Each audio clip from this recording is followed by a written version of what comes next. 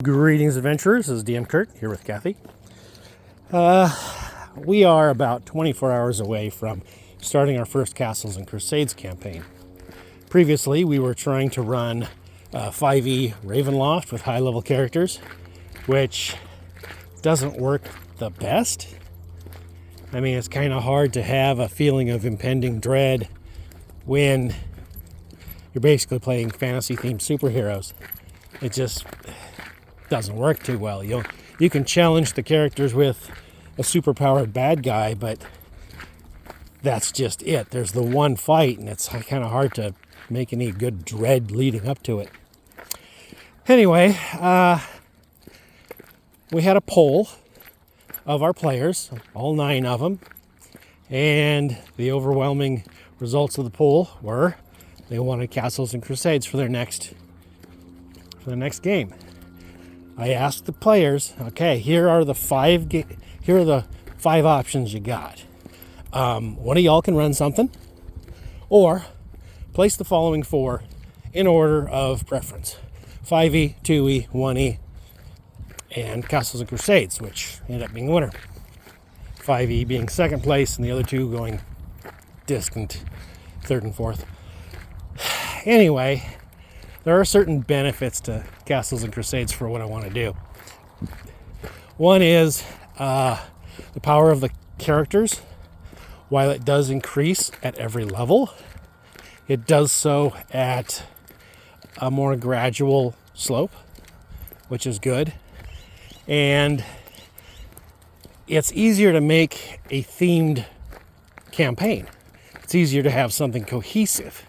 You don't have this Mos Eisley Cantina situation where you got 9 characters, 9 different races, no real idea what any of them would have to do with anything. Some of them just are so weird, it's hard to explain. Everybody is going to be from the same area. You're all going to relate to each other in some way.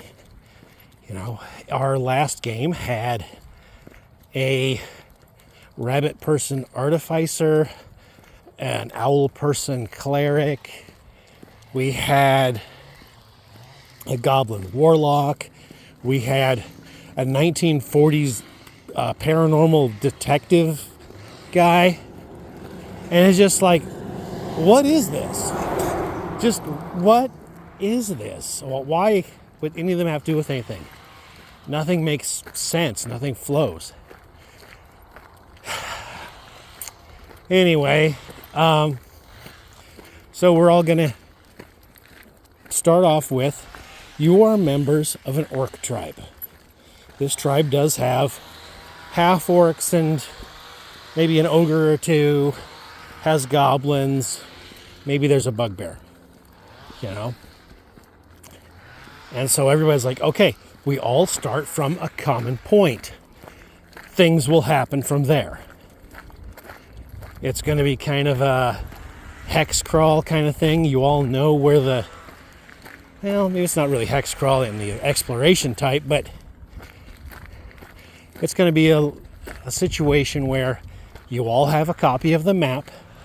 Things are going to happen, and it's up to you to decide where you want to go.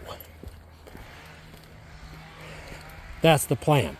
We'll see how it goes. Our first session, we are going to be making up characters. Castles and Crusades, unfortunately, doesn't have stats for most of these things. There are no orcs and goblins as playable creatures.